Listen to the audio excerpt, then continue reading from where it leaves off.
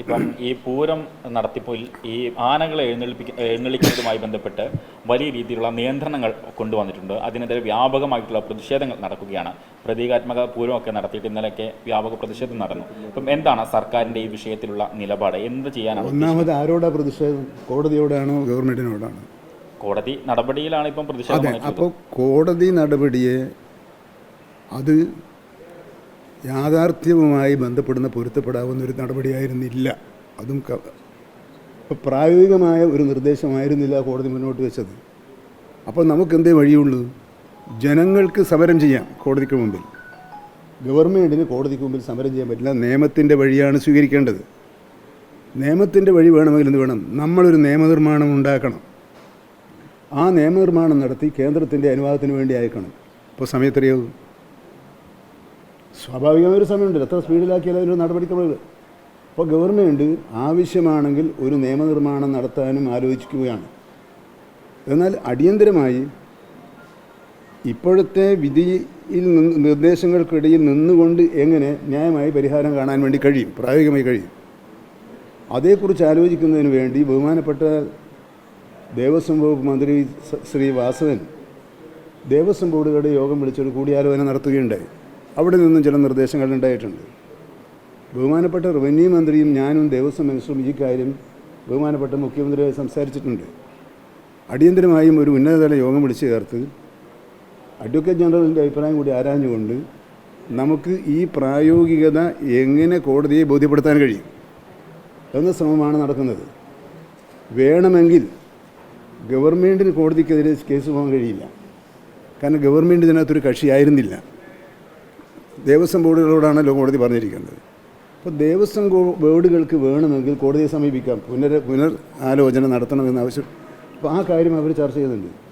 നമ്മളെ സംബന്ധിച്ചിടത്തോളം കേരളത്തിലെ ഉത്സവങ്ങൾ അത് ഏത് മതവിഭാഗത്തിൽപ്പെട്ട ജനവിഭാഗത്തിൻ്റെ ഉത്സവങ്ങളായിരുന്നാലും അതൊരു ആഘോഷ പരിപാടിയാണ്. ആ ആഘോഷ പരിപാടികളിലെ കാഴ്ചകളെല്ലാം തന്നെ കേരളീയ സാംസ്കാരിക സവിശേഷതകളുടെ ലക്ഷണങ്ങൾ കൂടിയാണ്. അവയെ സംരക്ഷിക്കുന്ന വിധത്തിലായിരിക്കണം കേരളത്തിൽ ഉത്സവങ്ങൾ നടക്കേണ്ടത്.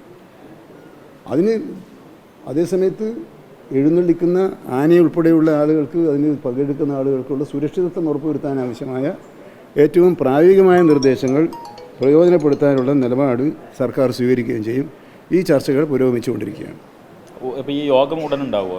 ഉണ്ടാവും. കാരണം ഒട്ടും കാലതാമസമില്ലാതെ കേരളത്തിലെ ഉത്സവങ്ങൾ അതിൻ്റെ സാംസ്കാരിക തനിമയോടുകൂടി നടക്കണമെന്ന ലക്ഷ്യത്തോടു കൂടിയുള്ള ചർച്ചകളാണ് ഗവൺമെൻറ് നടത്തുന്നത്. അതായത് ആന എഴുന്നള്ളിപ്പിന് നിയന്ത്രണം വേണ്ട എന്നാണ് നിലപാട്. അല്ല, സുരക്ഷിതത്വം ഉറപ്പുവരുത്തുക. അതേസമയത്ത് പ്രായോഗികമായിരിക്കണം. നിയന്ത്രണങ്ങൾ പ്രായോഗികമാവുകയും വേണം, സുരക്ഷിതത്വം ഉറപ്പുവരുത്തുകയും വേണം. ഈ രൂപത്തിലുള്ള അതിനാണ് ഒരു സമവായത്തിലെത്താൻ സാധിക്കുമെന്ന് ചർച്ച നടത്തുന്നത്. ചർച്ചകളിലൂടെ ഒരു നിർദ്ദേശം രൂപീകരിക്കുകയും ആ നിർദ്ദേശം കോടതിയെ ബോധ്യപ്പെടുത്തി പരിഹാരം കാണാൻ കഴിയുമോ എന്ന ശ്രമമാണ് ഇപ്പോൾ ഗവൺമെൻറ്. ഹൈക്കോടതി പ്രത്യേകിച്ച് എടുത്ത് പറയുന്നത്. തീർച്ചയായും സുരക്ഷിതത്വം എന്ന് പറഞ്ഞാൽ ഇപ്പം വിമാനത്തിൽ പോകുന്നത് സുരക്ഷിതമാണ്. ആണോ?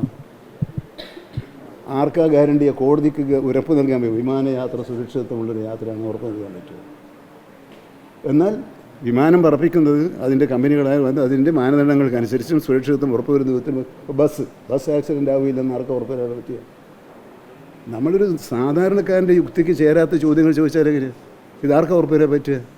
കാറിൽ പോകുന്നു, കാർ തീ പിടിക്കുന്നു, ആർക്കാ ഉറപ്പ് തരാൻ പറ്റുക? അതേസമയത്ത് തീ പിടിക്കാതിരിക്കാനുള്ള എല്ലാ ക്രമീകരണങ്ങളും എന്ത് ചെയ്യണം? ബന്ധപ്പെട്ടവർ, പ്രത്യേകിച്ചും അതിനെ നിർമ്മാതാക്കൾ ചെയ്യേണ്ടതുണ്ട്. അപ്പോൾ അത് രണ്ടും പരസ്പര പൂരകമാണ്, ഒന്നിനു തരുന്നില്ല. കാട്ടിലെ കൂടെ പോകുന്നൊരു മൃഗത്തെ പിടിച്ചു നിർത്തുന്നത് എന്തിനാണ് ഹൈക്കോടതി ചോദിച്ചത്? തിമിംഗലത്തിനെയും പിടിച്ചു നിർത്തുമോ എന്നൊക്കെ ചോദിച്ചിരുന്നു. അത് ബസ്സും വിമാനമൊക്കെ ആയിട്ട് താരതമ്യം ചെയ്യാൻ പറ്റുമോ? എങ്ങനെ? തിമിംഗലം കരയിലായിരുന്നെങ്കിൽ തിമിംഗലത്തെയും പിടിച്ച് ഉത്സവത്തിന് നിർത്തിയേനെ എന്നൊരു ഘട്ടത്തിൽ ചോദിച്ചിരുന്നു ഹൈക്കോടതി. അതൊക്കെ ഒരു കലാപരമായ ഭാവനയാണ്. ചോദ്യം ചോദിക്കാൻ എളുപ്പം. കാരണം അങ്ങനെ ചെയ്യുന്നില്ലല്ലോ. ആനക്ക് കൊടുക്കുന്ന പദവിയാണോ സിംഹത്തിന് കൊടുക്കുന്നത്?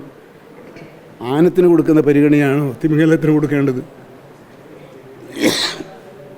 ജഡ്ജി കൊടുക്കുന്ന പരിഗണനയാണോ രാഷ്ട്രീയക്കാരന് തരുന്നത്? വ്യത്യാസമില്ലേ? ഓരോന്നിനും ഓരോ വ്യത്യാസമുണ്ട്.